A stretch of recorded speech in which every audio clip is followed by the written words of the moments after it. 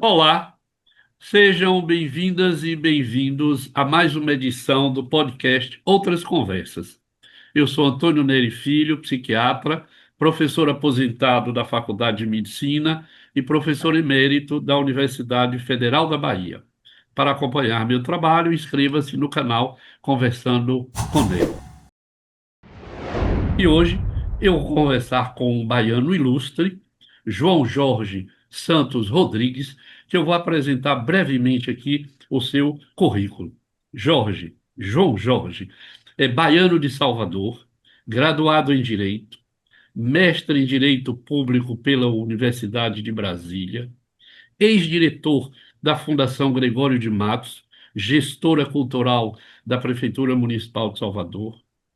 Durante 44 anos, participou de blocos afro, 4 no Ilê e 40 no Olodum, que ajudou a fundar e dirigiu.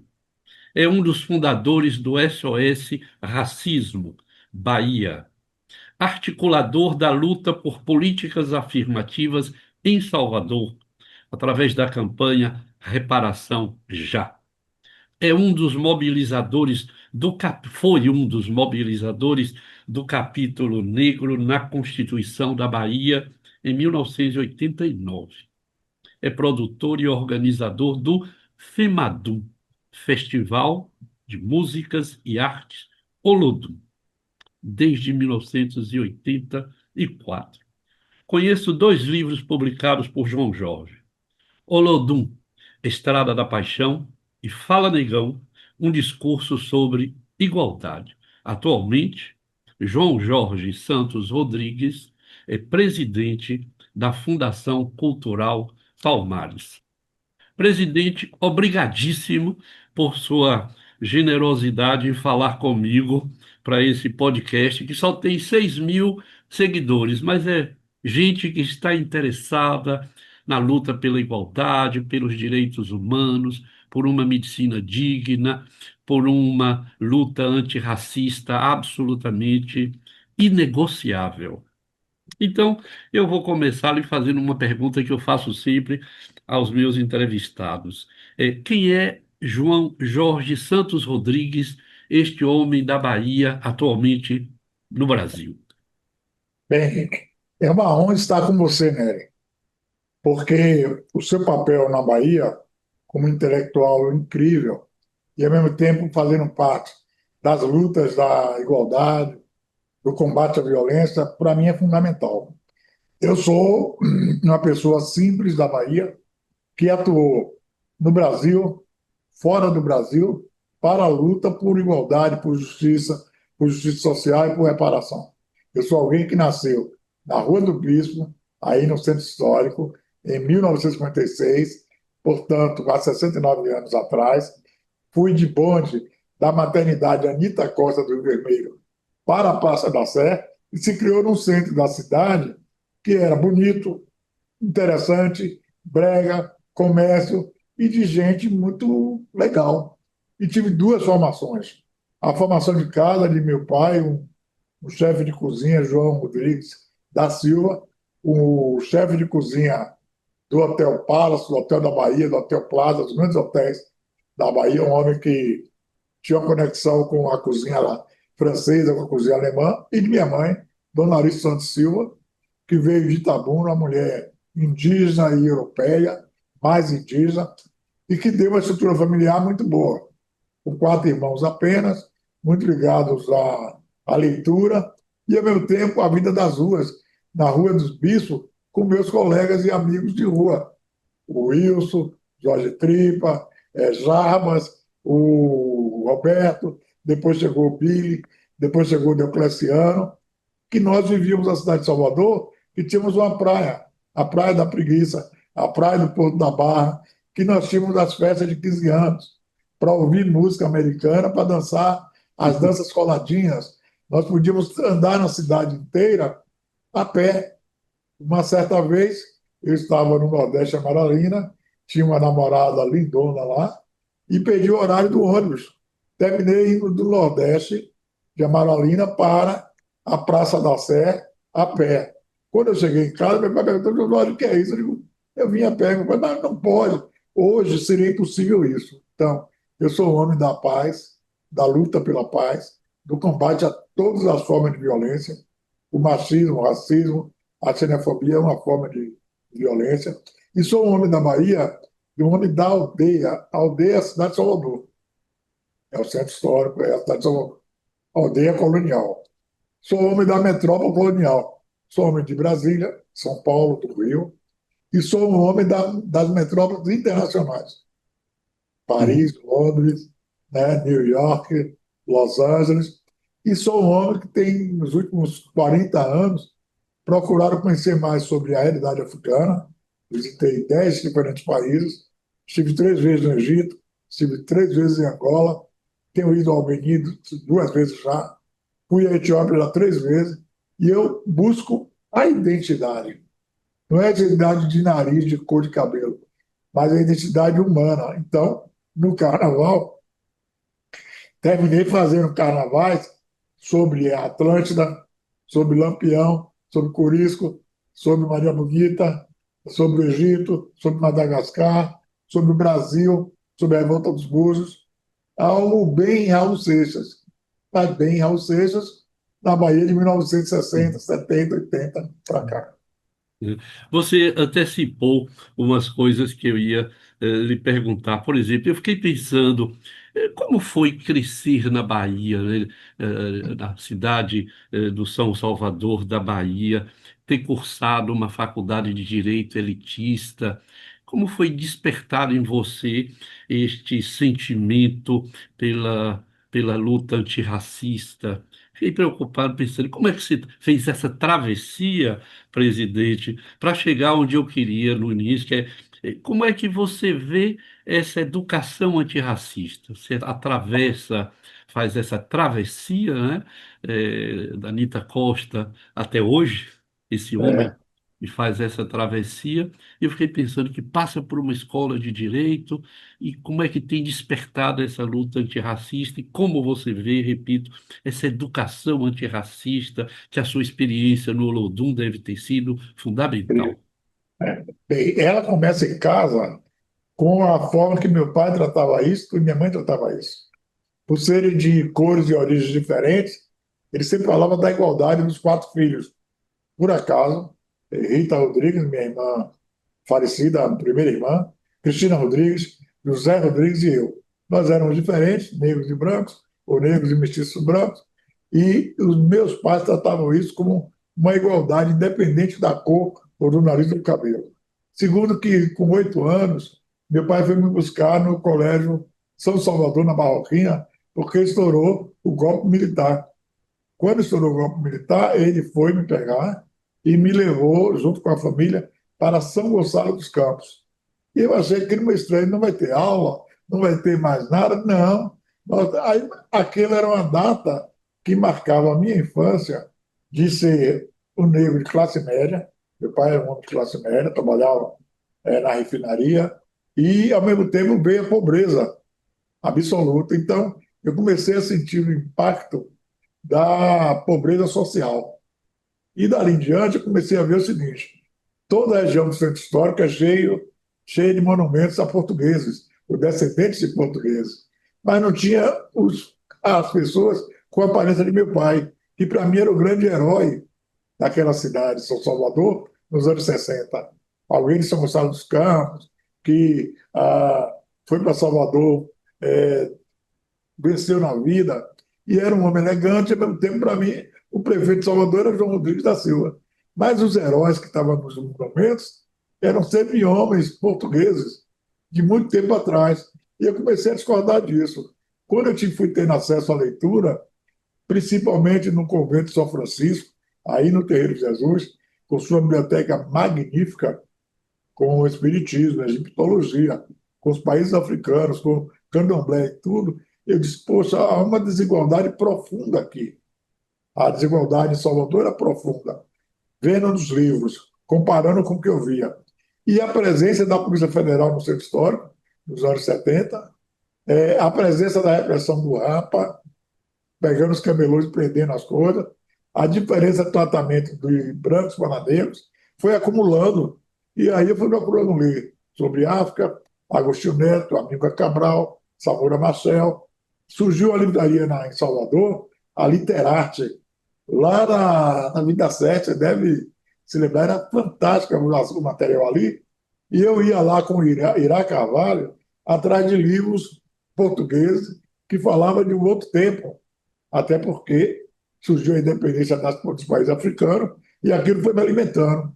Só que eu coloquei que tinha que fazer tudo isso com o carnaval, com uma forma mais lúcida de falar para a negada.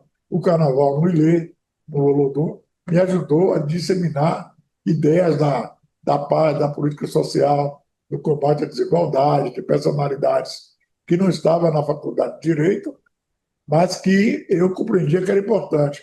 Vou dar dois exemplos. A Revolta dos Búzios, em 1798, a Revolta da Igualdade, e a Revolta dos Malês, a Revolta de 1835. Nenhuma faculdade da Bahia falava isso. Você não tinha no curso nada disso. Então, foi preciso mergulhar na pesquisa sobre isso, trazer para enredos de carnavais, para ver as pessoas cantar João de Deus, libertador, música do Ilê, nasce uma nova era, um novo poder de criar, a música do Lodum. Então, assim, a Bahia precisava se aproximar da história real. E o carnaval, os blocos afro, deram essa chance, essa oportunidade a esse homem jovem, velho, quieto, que gosta de provocar a cidade de Salvador. De 70 para cá, cada enredo, cada coisa que eu trouxe foram muito polêmicas. Por exemplo, em 87, o Egito dos Faraós. Nenhum bloco afro tinha falado disso. E falávamos da pobreza, do sisal, de apanhar, chicota daqui, chicota dali. Nós apresentamos o Egito de Osíris, da deusa Ísis, do símbolo Ankh, do Renascimento, dos construtores das pirâmides, da história da medicina. O choque foi brutal. Não, vocês não podem fazer isso. Há uma entrevista em que se diz assim: o Egito não era África, por que o Bloco África está falando isso? E mais, trazendo sabedoria e conhecimento. Então, a nossa música Faraó, de Luciano Gomes, que na época tinha 20 anos, vai fazer 40 anos agora. Ela conta a história mitológica do Egito e chega para a Bahia, falando de igualdade. Então, assim, eu fui descobrindo o que era desigual na questão da mulher, na questão dos homossexuais, na questão de dizer que as drogas é a causa de tudo, principalmente vivendo aí no centro histórico, no chamado Brega, no Maciel, no Pelourinho, no centro da Praça da Sé, tudo que nos era imputado servia para a repressão policial, servia para a repressão moral da sociedade. E a sociedade baiana e brasileira não tem muita legitimidade para falar dos pobres, do que os pobres consomem e do que é certo e do que é errado. Se você vende cigarro e vende cerveja abertamente, então você não pode estar dizendo que as drogas só devem ser proibidas porque elas não pagam o tributo de 92% sobre cada coisa. Então, assim, eu parti da indignação para as soluções. Nós criamos a Escola Criativa Lulu em 83, uma escola dentro do Marcel Pelourinho, na rua hoje Alair do Feijão, uma escola antirracista, percussão, dança, conhecimento africano, troca com personalidades de todo mundo, para que uma nova geração, e ela já existe hoje, possa ser educada não pela cor da pele, pelo nariz ou pela origem africana, mas que quando se encontrar com os diferentes, opa, eu também tenho orgulho da minha história, eu também tenho orgulho do que eu sou. Salvador é uma cidade pequena, com 2 milhões e 900 mil habitantes. Teria tudo para ser uma cidade da paz mundial, da concordância mundial, da discordância mundial. Ela tem uma cultura, tem uma gastronomia, tem as nossas praias lindas, tem uma gente belíssima. Não estou falando de estética de corpo, não, estou falando de alma, de gênero, de possibilidade. A gente tem aí o Banco Teatro Rodô, aí tem aí Carlinhos Brau, tem aí Tamatéria, tem aí Ana Mameto, tem aí Vera Noraqueto, tem aí Cristina Rodrigues, tem aí Mãe Estela de Oxóssi. Ou seja, que lugar do mundo você tem essa capilaridade para a paz sobreviver à violência? Agora, um Estado em que a violência foi praticada desde 1500, desde 1534, quando começou a as capitanias hereditárias. Todas as revoltas africanas na Bahia foram reprimidas duramente. E depois dela tivemos Canudos, em que Antônio Conselheiro estava morto, foi desenterrado para ser decapitado. E depois de Canudos, nós tivemos Lampião, Maria Bonita, Curisco e Dadá. Dadá sobreviveu, foi morar em Salvador. Mas quem cortou as cabeças foi a parte baiana da polícia que foi matar Lampião. Quem mumificou as cabeças, que ficou no Nina Rodrigues, muitos anos, você deve ter visto, eu vi, foi a Bahia. Então, com essa história de violência, ninguém tem muita legitimidade para falar contra os pobres aí, os guetos, aqueles que vivem e praticam a outra violência. O Estado E- ensinou a violência para a gente. O Estado disse que a violência era a solução. E hoje, no combate às drogas em geral, o Estado diz não, se combate isso com violência, com mais armas, Uhum. com mais carros, com mais mortes, quando em nenhum lugar do mundo isso deu certo. Exatamente, eu tenho dito muito que nós precisamos investir na educação. Você falava aí, e eu pensei em Mãe Márcia de Ogum, por exemplo, com quem eu tenho trabalhado um pouco, e vamos fazer na Faculdade de Medicina um seminário sobre como o candomblé cuida do sofrimento psíquico. Eu acho que precisamos mudar isso. Agora, presidente João Jorge, Ailton Krenak, nosso Ailton Krenak, sustenta que nosso futuro está na nossa ancestralidade. Vós, me concorda com isso? Sim, mas em parte ele é um provocador. Ele alega que o futuro tem a ver com o passado, resolver as demandas do passado no presente e futuro. Eu gosto muito hoje de pensar no presente e no futuro, até porque individualmente eu já tenho acesso ao meu passado. Por parte de mãe, eu sou indígena, descendente de Patassó do sul da Bahia, que minha mãe veio de Itabuna, de Ferradas. Por parte de pai, sou descendente do povo Akan, Assante de Gana.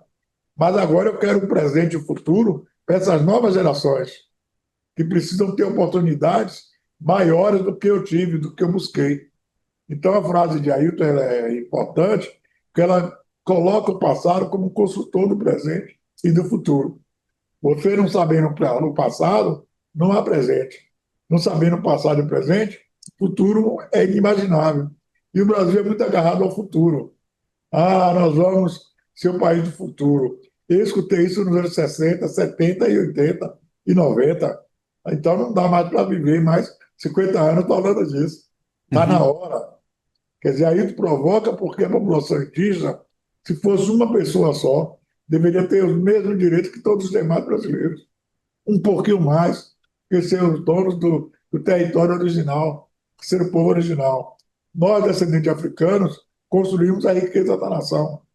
Então, essa exclusão ainda hoje provoca frases como essa do líder Ailton Krenak, que eu admiro muito, encontrei ele agora recentemente na Colômbia, é um irmão e um amigo, junto com o Marcos Terena, junto com todo mundo da Bahia que luta pelo direito da população indígena. uhum, Entendeu? Então, a frase é correta e deveria ser aplicada pelos governos municipal, estadual e federal. uhum. Presidente, deixa eu lhe indicar uma outra questão. Eu tenho notado que a produção de pessoas negras no campo da economia tem sido muito grande. E Sim. recentemente, Silvio Humberto lançou um livro importantíssimo, que é a sua tese de doutorado, foi defendida há 20 anos atrás. Com relação a isso, a Fundação tem voltado seus olhos para esta bibliografia e como tem apoiado essa farta bibliografia produzida por homens e mulheres negros e negras a respeito da economia de nosso país, o lugar do negro na produção, que durante muito tempo se disse que pretos e pretas não eram capazes de produzir nem intelectualmente, menos ainda no campo do comércio, da economia. Como é que vós, Missê, tem visto isso com relação à sua gestão na Fundação atualmente? Na Fundação Cultural Palmares. Eu considero importantíssimo o papel do intelectual negro, da intelectual negra, e contribuímos com isso reorganizando a Biblioteca Oliveira Silveira. que é uma uhum, biblioteca de 9.000 exemplares, que estava totalmente paralisada, que agora foi reidentificada, reorganizada e está adquirindo novos livros e vai dar uma importância muito grande à economia, principalmente à economia da cultura criativa. E todos esses lançamentos de livros dos nossos intelectuais, como Carla Cotirene, Silvio Humberto, Elias Sampaio e outros, merecem e estarão aqui, só que no Ministério da Cultura há o setor do livro e da leitura, que é dirigido por Piúba, lá do Ceará, que foi secretário de Cultura lá, e que está desenvolvendo uma ação para a publicação desses novos intelectuais, dos antigos intelectuais, e combinamos de uma tradução de líderes africanos, do inglês para o português, do francês para o português. A nossa ação não pode ser mais só religiosa, ou cultural, ou simbólica. Ela tem que estar em todos os campos da atividade humana. E a fundação que está renascendo, é o renascimento de 2 anos e 6 meses, está atendendo prioritariamente comunidades quilombolas, comunidades de terreiros e editais de fazedores de cultura, para quando a gente melhorar um pouco os orçamentos e o apoio de empresas fora do governo, né, de conseguir abraçar mais o papel da literatura, porque a literatura é um cinema escrito, é um uhum. cinema falado, é o imaginário. Ao ler o Diário de um Mago, de Paulo Coelho, eu imediatamente pensei no carnaval, pensei o que fazer para dar uma ópera para aquela obra. A mesma coisa Jorge Amado com a Tenda dos Milagres.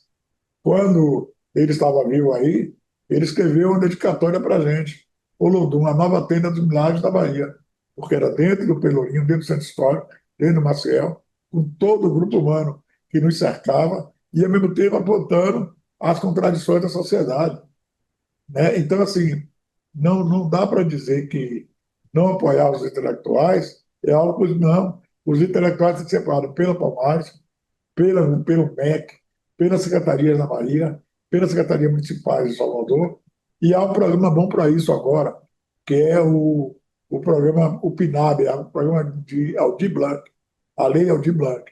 Ela destina dinheiro para os estados e para os municípios.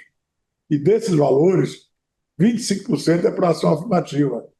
Então, no caso da Bahia, que tem 110 milhões por ano, nós estamos falando de quase 30 milhões para apoiar essas ações. Uma dessas ações, nós desejamos que seja a produção da literatura, a publicação de livros, a publicação de livros digitais e físicos, porque é com isso que nós vamos estabelecer uma ponte entre a brutalidade e o conhecimento. Há poucos dias eu falei aqui sobre a importância das bibliotecas. Eu fui um pesquisador da Biblioteca Monteiro Lobato aí, durante 10 anos. Eu adoro bibliotecas.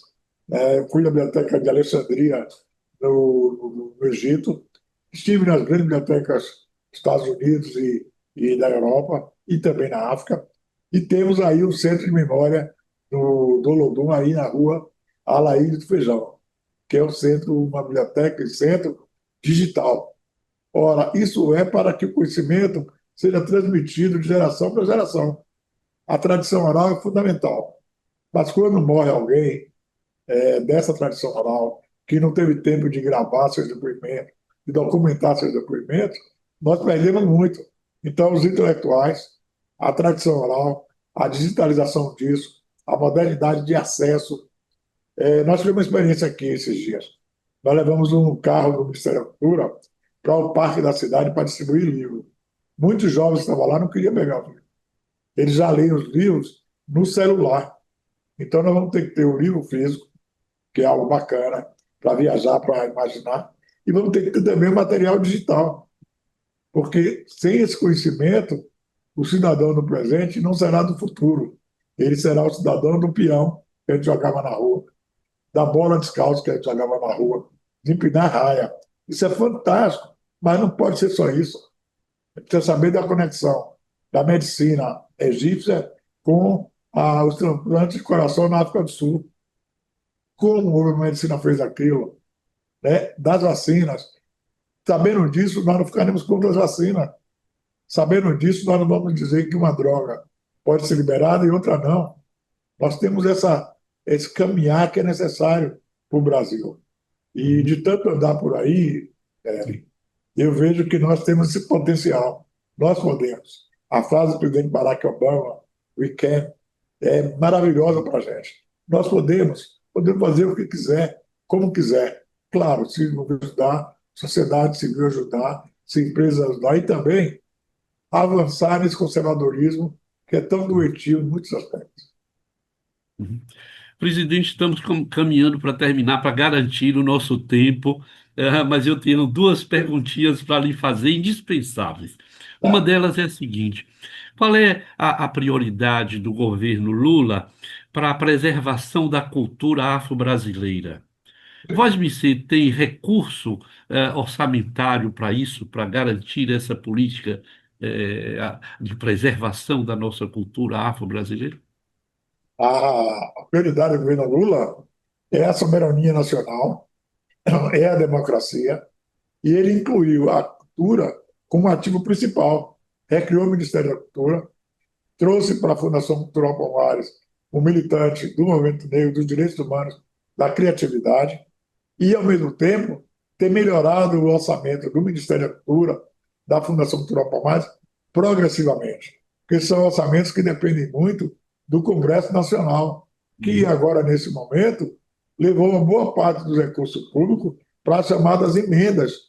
Então, assim, o governo do presidente Lula, de 2003 para cá, 23 para cá, tem criado todas as condições da cultura, via o cinema, via as expressões culturais do país inteiro, ser protagonista da civilização.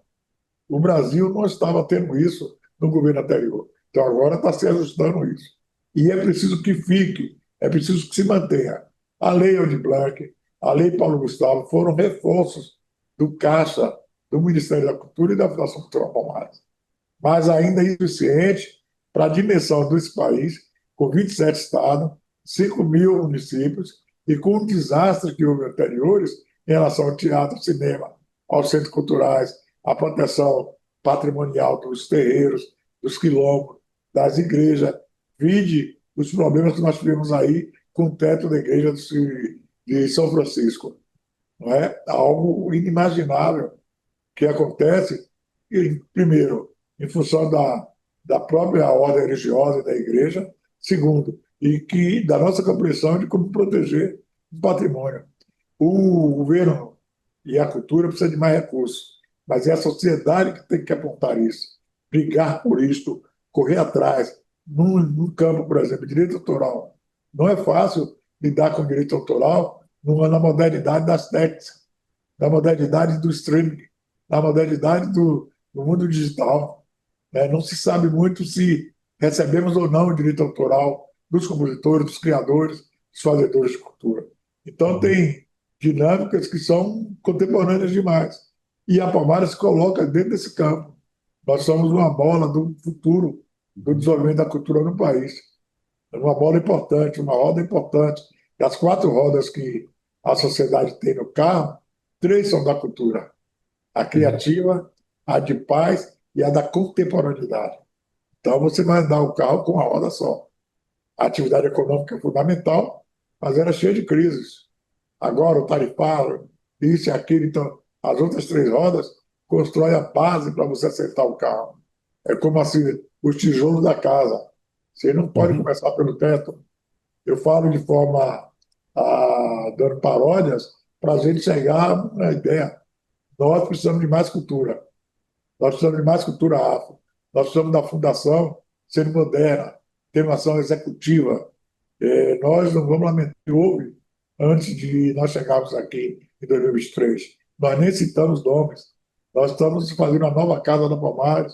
Temos o trabalho no Rio de Janeiro com a Docas André Rebouça, no caso do Alongo, na Serra da Barriga, a representação internacional com os países africanos. É muita coisa bacana para Uhum. fazer, Uhum. prazerosamente Minha, para fazer. minha penúltima pergunta: como anda as relações, e o intercâmbio cultural do Brasil através da Fundação Palmares, com os países africanos? Mudou, nos últimos tempos? Mudou radicalmente porque antes a fundação não estava aí na África, não tinha relação com os países africanos. E agora, nesse momento, nós fomos a Gana, fomos ao Benin, estamos fazendo programas de intercâmbio cultural com vários países africanos. Recebemos aqui 10 representações de embaixadas de países africanos, tais como Quênia, como Angola, como Gana, como Guiné-Bissau, para construir uma ponte mais permanente entre os países africanos, o Brasil em foco na Bahia, Maranhão e Rio de Janeiro.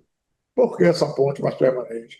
Porque apesar do Oceano Atlântico ser um mar, ser um rio que nos separa, agora essa ponte tem que ser mais de troca de professores, de alunos, de fazedores de cultura e pegar principalmente a memória da diáspora africana que está nos dois lados, continente Atlântico, na África e no Brasil, para juntar isso para contar uma história Uhum, daqueles que venceram a escravidão.